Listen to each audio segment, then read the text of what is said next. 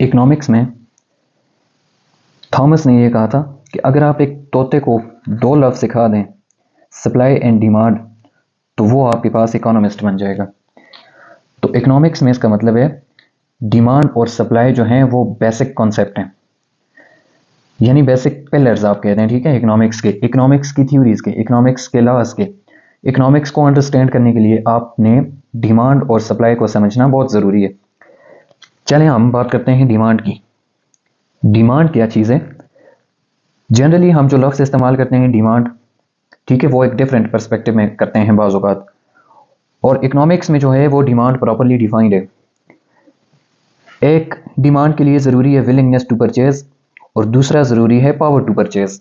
किसी भी चीज़ को ख़रीदने के लिए एक तो आपकी इस्तिताअत होनी चाहिए, दूसरा आपकी विलिंगनेस होनी चाहिए, ठीक है। तो डिमांड इस लिहाज से डिज़ायर से डिफरेंट है। कैसे?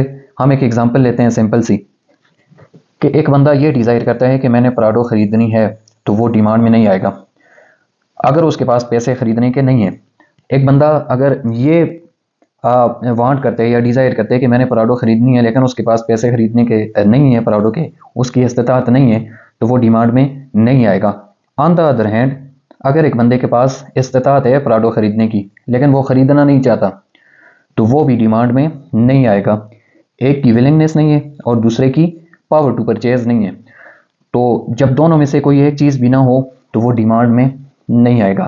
अब इस बेस पे अगर कोई लॉ पॉलिसीज़ डिफाइन करना शुरू कर दे, ठीक है, कोई मैन्युफैक्चरिंग शुरू कर दे, कोई कंपनी है, कोई फर्म है, वो इस बेस पे डिसाइड नहीं करती अपनी प्रोडक्शन कि कोई बंदा कितना चाहता है किस चीज़ को, नीदर वो इस चीज़ पे भी प्रोडक्शन नहीं करती कि किस बंदे के पास कितने ज़्यादा पैसे हैं। फॉर एग्ज़ाम्पल, मैं एक एग्ज़ाम्पल ले लूँ कि एक जगह है, एक एरिया है, वहाँ पर बहुत से लोगों की ये ख्वाहिश है कि उनके पास प्राडो गाड़ी हो, लेकिन उनके पास पैसे नहीं है ख़रीदने के, ठीक है, वो गरीब हैं सारे, थे ऑल आर पुअर पीपल। तो कंपनी या फर्म जो है वो उस बेस पे या उस एरिया के लिए मैन्युफैक्चरिंग नहीं करेगी।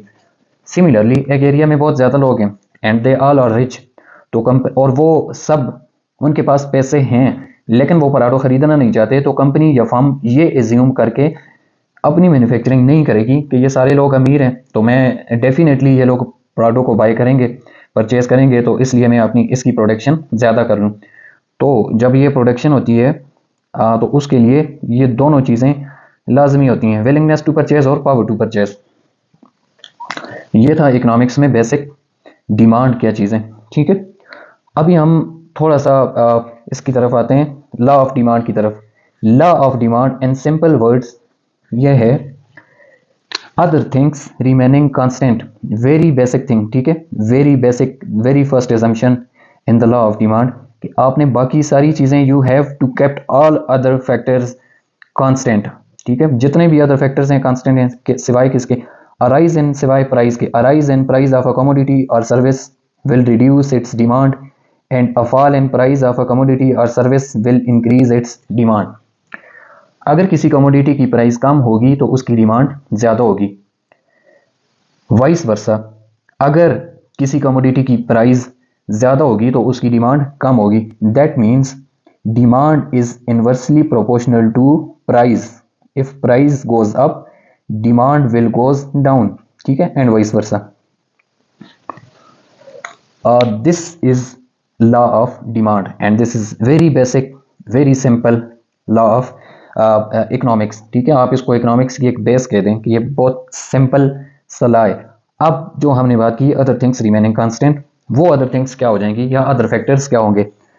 लाइक चेंज इन कस्टम एक फैक्टर है, चेंज इन फैशन एक फैक्टर है, चेंज इन हैबिट एक फैक्टर है, चेंज इन इनकम एक फैक्टर है, change in taste preferences choice एक फैक्टर है, etcetera. And obviously environmental factors, seasonal factors हो गए, ठीक है, जेंडर हो गया, पॉपुलेशन होगी, ये सारे जो हैं ये अदर फैक्टर्स हैं। लेकिन लॉ ऑफ डिमांड में ये सारे आपने क्या करने, कांस्टेंट रखने।